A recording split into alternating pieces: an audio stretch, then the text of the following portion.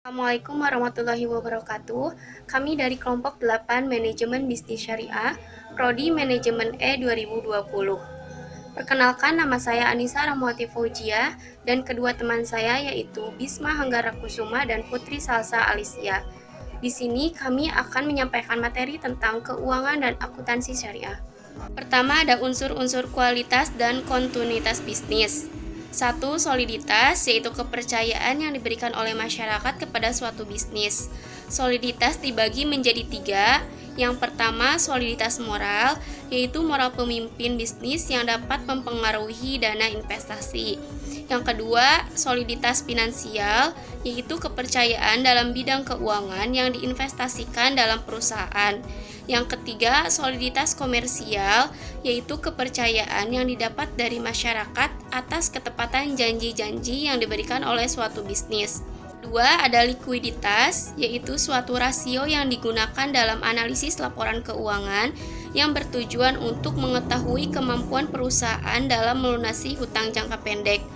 Likuiditas dibagi menjadi 3. Yang pertama, likuiditas bisnis, yaitu kemampuan bisnis dalam melunasi hutang-hutang yang jatuh tempo.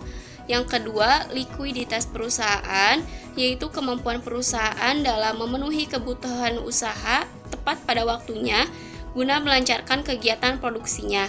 Yang ketiga, likuiditas aktiva, yaitu kemampuan suatu aktiva untuk dijadikan uang pada waktu tertentu.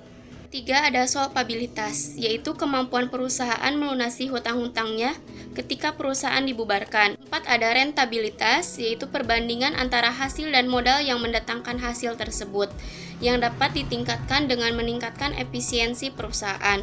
Yang kelima, ada credit standing, yaitu kemampuan perusahaan untuk memperoleh kredit atas dasar dapat dipercaya yang dapat didukung oleh unsur soliditas, likuiditas, dan solvabilitas. Selanjutnya ada hubungan likuiditas dan solvabilitas. Pemahaman likuiditas dan solvabilitas ini merupakan dua ukuran yang saling dipergunakan oleh investor dalam mengambil kondisi dan situasi kemampuan keuangan perusahaan dalam menyelesaikan masalah-masalahnya secara cepat dan baik. Dalam perspektif investor, ada 4 bentuk hubungan antara likuiditas dan solvabilitas yang dapat dijadikan ukuran untuk melihat risiko suatu perusahaan. Yang pertama, liquid dan solvable. Liquid dan solvable adalah suatu perusahaan dinyatakan sehat dalam keadaan baik karena ia mampu melunasi utang-utangnya yang jangka pendek dan jatuh tempo secara tepat waktu. Artinya secara finansial dan non-finansial, perusahaan dianggap tidak memiliki kendala atau permasalahan. Yang kedua, liquid dan insolvable.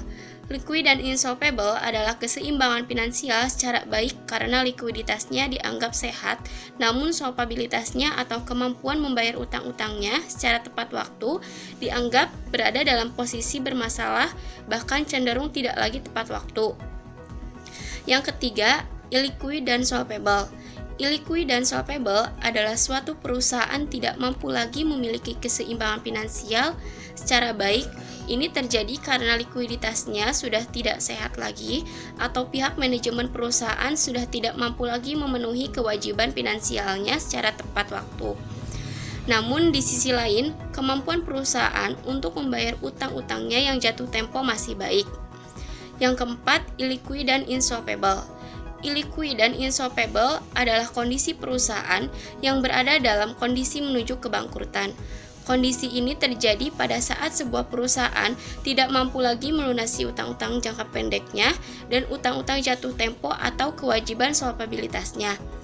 Jika tidak cepat diatasi, maka perusahaan ini memungkinkan akan mengalami kondisi untuk diakuisisi oleh perusahaan lain atau melakukan kebijakan merger.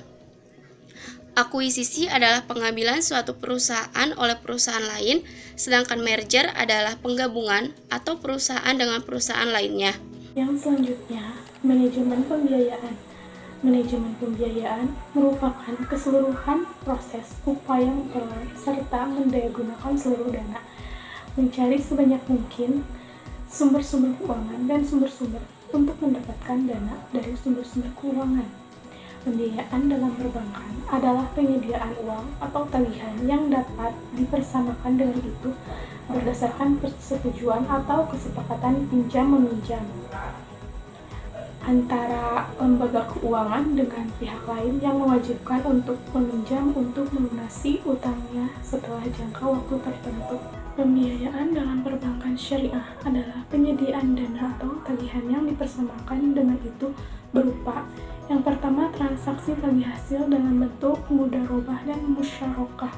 Yang kedua transaksi sewa dengan opsi perpindahan hak milik dalam bentuk ijarah muntahiyah bitamlik. Yang ketiga, transaksi jual beli dalam bentuk piutang mudharabah, salam, dan istisna. Yang keempat, transaksi pinjam meminjam dalam bentuk piutang qard. Yang kelima, transaksi multijasa dengan menggunakan akad ijarah atau kafalah. Yang terakhir ada manajemen kredit. Manajemen kredit adalah proses pemberian kredit, penetapan persyaratan kredit, pemulihan kredit pada saat jatuh tempo, dan memastikan kepatuhan terhadap kebijakan kredit perusahaan di antara fungsi-fungsi terkait kredit lainnya. Dalam menyalurkan kredit, dibutuhkan kemampuan untuk menganalisa kelayakan kredit dari seorang calon debitur atau peminjam, mulai dari bagaimana memahami karakternya, mengetahui dan menghitung kemampuan bayar calon debitur, melihat keseriusan calon debitur melakukan usaha dilihat dari modal sendiri yang dimiliki, bagaimana terlibat dalam menjalankan usahanya, serta tata kelola manajemennya. Jaminan harus diperhatikan apakah layak dan mempunyai nilai yang cukup. Selain itu, kondisi ekonomi mikro dan makro juga harus jadi perhatian, sehingga kredit yang disalurkan sehat dan baik. Manajemen kredit terbagi menjadi 6. Yang pertama berdasarkan kualitasnya, yaitu kredit performing dan kredit non-performing. Yang kedua, kredit konsumtif, yaitu untuk kebutuhan pribadi. Yang ketiga, kredit produktif, yaitu untuk memenuhi kebutuhan dana usahanya. Yang keempat, kredit perdagangan, yaitu untuk keperluan perdagangan. Yang kelima, berdasarkan model, yaitu tanpa jaminan dan dengan jaminan. Yang keenam, berdasarkan jangka waktu, yaitu kredit jangka pendek, jangka menengah, dan jangka panjang.